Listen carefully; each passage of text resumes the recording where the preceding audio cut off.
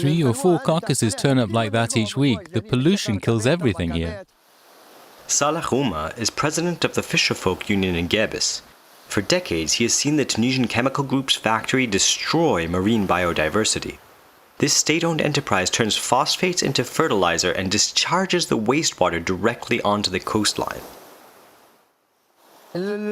When the business cleans its units, it releases all the wastewater into the sea. This chokes fish and all forms of life in the water. This time it's a turtle, but sometimes you find hundreds of dead fish here. 93% of the marine biodiversity has been destroyed in Gabes, according to anti-pollution activists. The cause is this muddy foam, phosphogypsum, a byproduct from producing fertilizer.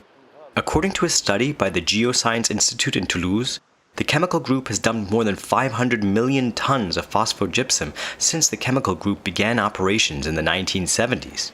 This residue is full of heavy metals and radioactive elements. Before we fished near the shore, and little by little we went out further because there was nothing left due to the phosphogypsum.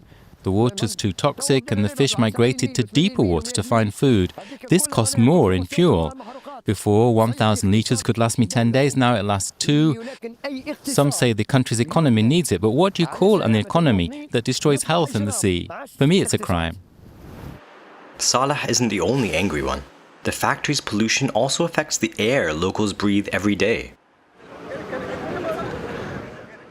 On January 8th, outside of the Gabes courthouse, families of high schoolers asphyxiated by industrial gas emissions await a court's decision on the factory's responsibility. Akram is the father of one of the poisoned teenagers. Since the start of the school year in September, my daughter has been sick at least 30 times. She and her fellow students have become very sensitive to the air and fumes escaping from the company nearby.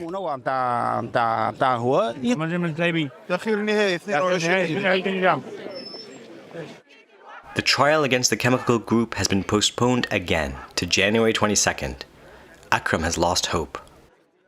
Kais Said says what happened in Gabes is a crime. For me, it's the definition of a crime. There's a motive, there are consequences, criminals. But apparently in our case, the criminals are untouchable and are not held accountable before the law. For this mother, the situation is untenable. Her daughter couldn't attend school for 2 months. How long will this go on? We want Kais Said to be engaged and make sure the decision is made quickly. That's what we're demanding. This is the worst policy any state could follow. Among the protesters outside the courthouse, activists from the Stop Pollution movement are mobilizing and trying to rekindle hope.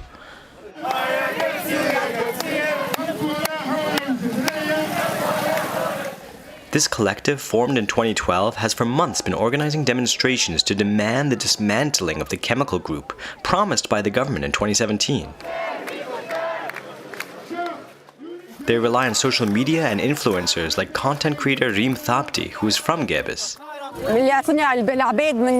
Since the revolution, people know me here. They know I come with my phone and I show things as they are, no distorting or embellishing. I'm here to relay their voices. I'm not affiliated with any party or ideology. I use my visibility on social media to amplify the voices of the people of Gabes. Activists from the Stop Pollution group grew up after the Tunisian Revolution, a generation not afraid to express themselves. They also have local roots and the trust of the population, especially their spokesperson, Khairuddin Dbeya. Today you can see the mosaic of all the people of Gabes, all united to make sure that our demonstrations are heard, so that the whole world will talk about Gabes. Despite these mobilizations, the industrial group continues their polluting activities in Gabes. But public pressure has made it possible to restart other anti-pollution projects that were stalled for a decade, especially one to clean toxic gas. Khamis Bahri, a former engineer at the company who now has his own business, is in charge of one of these projects. When this project is completed, it will reduce nitric oxide gas, which is emitted during the production of ammonium nitrate. These gases will be scrubbed. We'll divert them to a new unit, which is currently being built, and that unit will treat these gases and transform them into ones that aren't harmful. A local himself, he admits that these projects are just temporary solutions given the run-down industrial infrastructure. I think it would be much more cost-effective to dismantle and reconstruct here or elsewhere, and put in place new technologies and machines that don't have the same problems as the ones we have today. In December 2025, President Kais Saied called on officials writing an official report on the environmental crisis in Gabes to quickly finish their work. But in the context of a socio-economic crisis, the decision to dismantle the chemical group is a political one.